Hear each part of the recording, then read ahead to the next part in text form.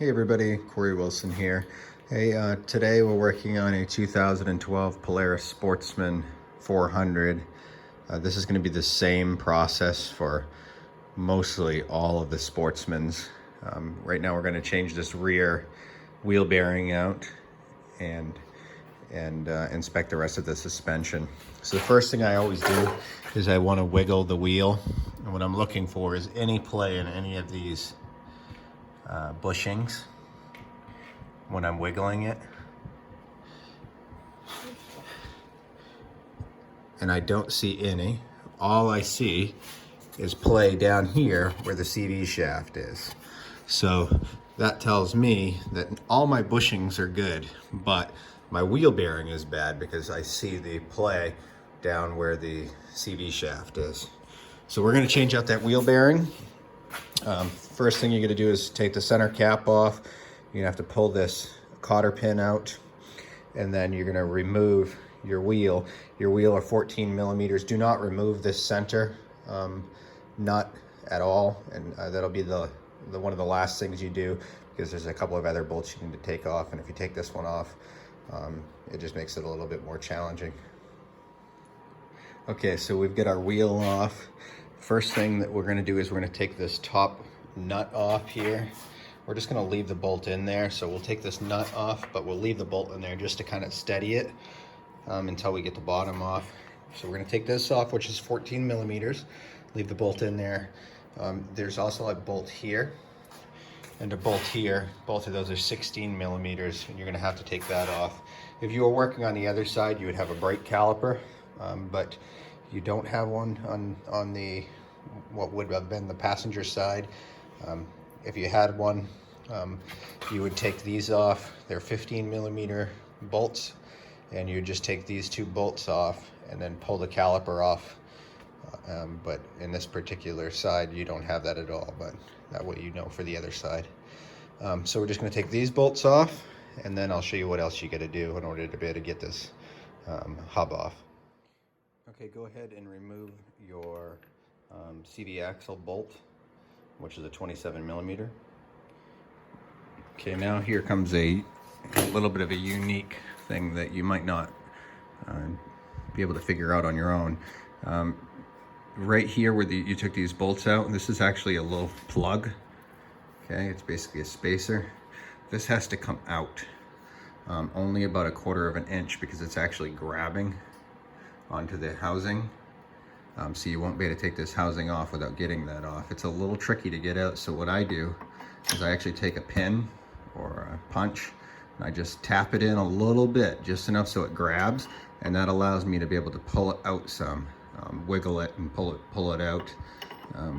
Don't pound it in real hard, but if you pound it in just a little bit so it grabs, then you'll be able to pull this out, and then that'll allow the control arm to fall out. So that's what I'm going to do now. Okay, so as you were pulling those out, your hub probably fell off. If this hub didn't fall off, that's okay. It goes together just like this. And what you would do is you just take a hammer, rubber mallet, and separate those two. Because as you can see, the hub fits into the wheel bearing. Lots of times the wheel bearing's so worn out that it'll just fall off. But if they're tight, for any reason, then they can kind of stick a little bit. You're going to notice it's going to go back together a little bit harder because the wheel bearing is new and not worn out. But I just wanted to show you, this is what those spacers look like that you had to remove because they're grabbing. These glide on plastic bushings. As you can tell, these are dry as a bone. So take some time and put some grease on them, because there's no grease fittings on these, and that's why there should be grease fittings. If this were my personal machine, I'd probably drill holes and put in a grease fitting, because it's hard to have a bushings last if everything's dry as a friggin' bone. Anyway, so what we're gonna do now is we're gonna go over to the bench, and we're going to take a C-clip out of the assembly, and I want to show you that if I can. So this is filled with dirt. Yours probably is too. But if you scrape in here, you'll see that there's a C-clip, or a snap ring, excuse me. And you're going to have to use some snap ring pliers to remove that snap ring. So take that snap ring out, and then what you're going to do is you're going to go to the back side, and you're either going to use a press like I have, or you're going to use a tool like this that you can buy off of eBay or whatever, and you're going to pound it down through. So it's going to come out the side that your snap ring is on, because it won't go up this way because there's a lip. So don't try to pound it the wrong way. And then you're going to pound it out, and then you're going to lube it up. Maybe use some light sandpaper, fine grit sandpaper, to clean up the inside, which I'll show you here in a minute. And then you're going to put the new one back in.